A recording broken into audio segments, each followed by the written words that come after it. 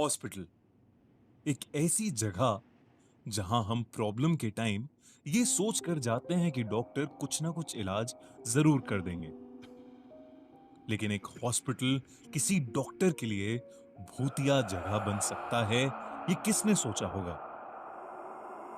आज की कहानी हैदराबाद के एक हॉस्पिटल में हुए एक ऐसे ही ट्रू इंसिडेंट पर बेस्ड है, जिसकी कहानी हमारे एक व्यूअर मारवा ने हमें भेजी है। 26 साल की डॉक्टर मारवा सामद एमबीबीएस की इंटर्नशिप के चलते नाइट ड्यूटी के लिए पोस्टेड थी। उसके साथ उसकी दो बैचमेट्स नव्या और रफिया भी नाइट शिफ्ट के लिए हॉस्पिटल में थे। क्लासेस के दौरान उन्होंने लोअर बेसमेंट के एक हॉन्टेड रूम के बारे में बहुत सुना था। कहते हैं वहां पहले साइकियाट्रिक वार्ड हुआ करता था, लेकिन एक आदमी के वहां सुसाइड करने के बाद वहां कुछ अजीबोगरीब घटनाएं होने लगी, जिसकी वजह से उस वार्ड के सारे रूम्स और बेसमेंट को लॉक कर दिया गया था। वहां किसी को भी जाने की इजाजत नहीं थी और चाबियां बस सिक्योरिटी गार्ड अहमद चाचा के पास रहती थी।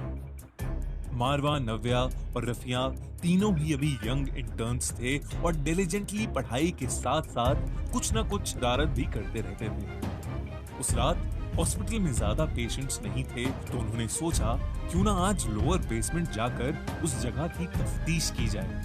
तीनों ने किसी तरह अहमद चाचा से छुपकर चाबी ली और बेसमेंट की तरफ चल दिए। सीढ़ियों तक पहुंचते ही एकदम अंधेरा देख नव्या घबरा गई और उसने सबको वापस चलने के लिए कहा, लेकिन कोई नहीं माना। जैसे जैसे वो सीढ़ियां उतर रहे थे, नव्या की घबराहट बढ़ती जा रही थी, लेकिन उसे कोई डरपोक न समझे, ये सोचकर उसने कुछ नहीं कहा। उस लंबे से कॉरिडोर के एक रूम की लाइट्स फ्लिकर कर रही थीं। तीनों घबराते हुए रूम तक पहुंचे। हर तरफ वो जगह बंद होने के बावजूद उस कमरे के आसपास बहुत जोरों से हवा चल रही थी। नव्या को उस कमरे की एक खिड़की के रिफ्लेक्शन में पंखे से लटका एक आदमी दिखा और वो जोर से चीख पड़ी। उसके चीखते ही मानो वो आदमी गायब हो गया। मारवा और रफिया उसके डर को देखकर जोर जोर से हंसने लगे और नव्या उन्हें फिर से कुछ नहीं बोल पाई।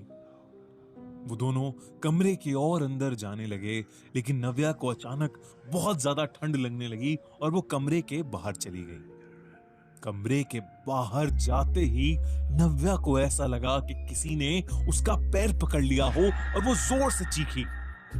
इससे पहले कि मारवा और रफिया कुछ कर पाते, उन्होंने देखा कि एक डरावना सा आदमी नव्या को घसीटते हुए कॉरिडोर के एंड तक ले जा रहा है।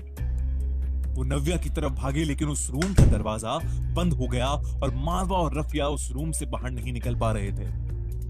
अचानक सारी लाइट्स बंद हो गईं। उन्होंने वापस दरवाजा खोलने का ट्राई किया तो वो आसानी से खुल गया। बेसमेंट में एकदम अंधेरा था और मारवा और रफिया को कुछ समझ नहीं आ रहा था। उन्होंने जब अपनी टॉर्च लाइट्स ऑन की तो उन्हें ऐसा लगा कि एक साया कॉरिडोर में घूम रहा है। दोनों उस साए के पास आते ही बहुत जोर से चीखे और बेसमेंट से भाग निकले। ऊपर जाते ही उन्होंने अहमद चाचा और कुछ लोगों की मदद से बेहोश नव्या को बेसमेंट से निकालकर ऊपर हॉस्पिटल के रूम में एडमिट किया। नव्या थोड़ी ठंडी पड़ी थी और कुछ कुछ बड़बड़ा रही थी। सारे सीनियर डॉक्टर्स ये देखकर शॉक्ड थे। किसी को कुछ समझ नहीं आ रहा था। नव्या उस रात से 6 महीने तक कोमा में थी।